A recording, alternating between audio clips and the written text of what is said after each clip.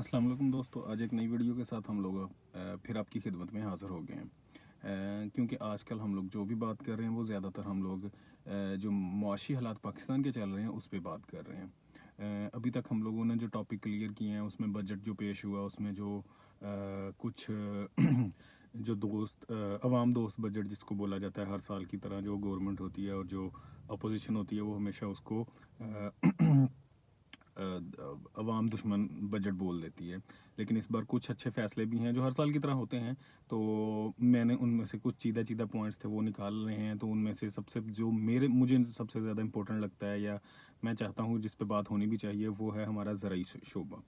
तो आज इस ज़राई शोबे पे एग्रीकल्चर बेस इकॉनमी है हमारी, उसमें जो पहले हम लोग गलतियाँ करते आए हैं, कुछ हम अभी भी कर रहे हैं, हम उस चीज़ों को इम्प्रूव कैसे कर सकते हैं, उसके बारे में हम लोग बात करेंगे।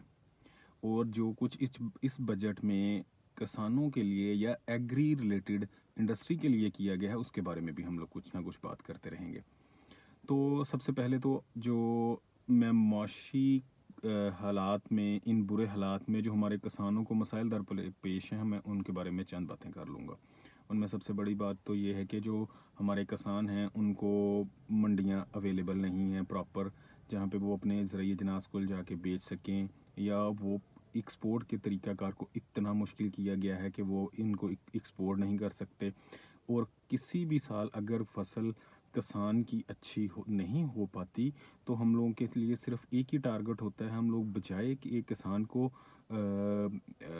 उसको बूस्ट अप करें, उसको पीछे से पुश करें, हम लोग बाहर से इंपोर्ट कर लेते हैं। जब बाहर से इंपोर्ट होता है तो उसके जो लोकल मार्केट में जो अजनास होते हैं उनकी कीमतें कम होना शुरू हो जाती हैं। तो मेरा सबसे पहले तो यही एक गवर्नमेंट से ये है कि गवर्नमेंट डायरेक्ट अगर ख़रीद नहीं सकती तो हर चीज़ का एक टेबल सेट कर दे कि इससे नीचे कोई भी प्रोडक्ट सेल नहीं हो सकती। ज़रा ये प्रोडक्ट जो भी हमारी किसान पैदा कर रहे हैं, उसके अलावा जो वैल्यू एडिशन के बारे में वैल्यू एडिशंस हैं करके उन चीज़ों को सेल किया जाए, डायरेक्ट उनको रॉ फॉर्म में बाहर ना भेजा जाए, अगर एक्सपोर्ट भी किया जाए तो जैसा कि इस दफ़ा पे एक बहुत अच्छा गवर्नमेंट ने सबसे अच्छा एक इकदाम उठाया है कि जो भी इंडस्ट्रीज़ एग्रो इंडस्ट्रीज से रिलेटेड जो प्रोडक्ट को वैल्यू एडिशन करती हैं, उनमें प्रोसेसिंग यूनिट्स हैं, उन पे पहले 25 करोड़ से ज़्यादा जिन जो करती थी उनको टैक्स में छूट मिलती थी। इस दफ़ा गवर्नमेंट ने उसको बढ़ा दिया। उन्होंने कहा है कि आप 80 करोड़ पे तक की अगर करेंगे या उससे ज़्यादा की करेंगे तो आपको टैक्स 5 साल के लिए फ्री कर दिया जाएगा। मेरे ख़्याल में ये प्रोसेसिंग के लिए सबसे ज़्यादा लोगों के लिए एक बेनिफिट आ गया। इसके अलावा जो कर्ज़े थे, ज़रूरी कर्ज़े थे, वो पिछली दफ़ा 1800 करोड़ अरब थे, इस दफ़ा उनको बढ़ा के 2200 अरब कर दिया गया है। इसके अलावा अगर हम लोग चलते जाएँ तो आगे जो ज़रूरी जो सबसे ज़राअत में ज़रूरी चीज़ है वो है किसान के लिए पानी की अवेलेबिलिटी।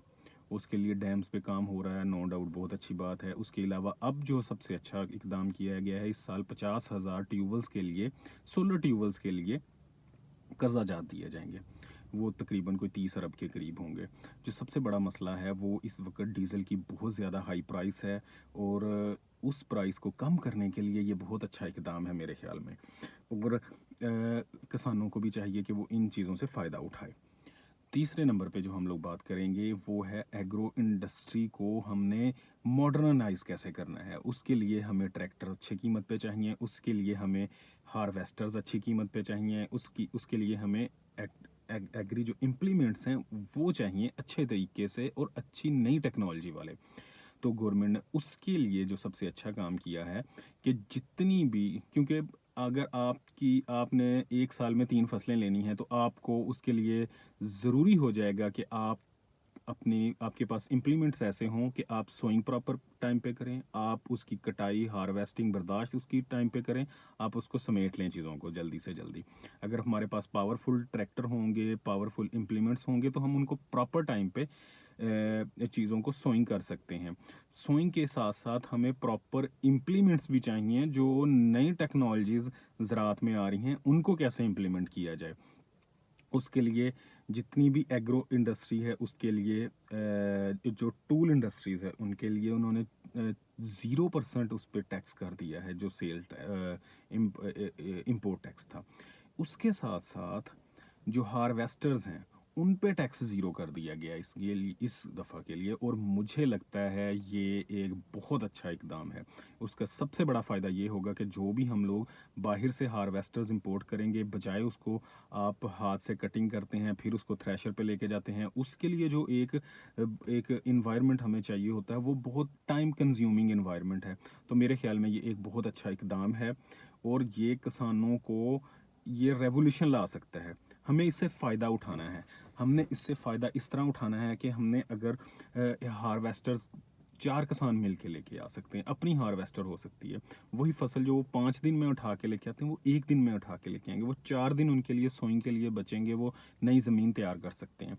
वो एक मैं यही बात कहता हूँ, आप पावरफुल अब 5-5 एकड़ के हमारे किसान हैं। तो वो बजाय ये कि वो इंतज़ार करते रहें कि यार मेरा ट्रैक्टर पे मेरी बारी आएगी या ये होगा, छोटे ट्रैक्टर हैं उनके पास, वो इम्प्लीमेंट्स को नहीं चला सकते।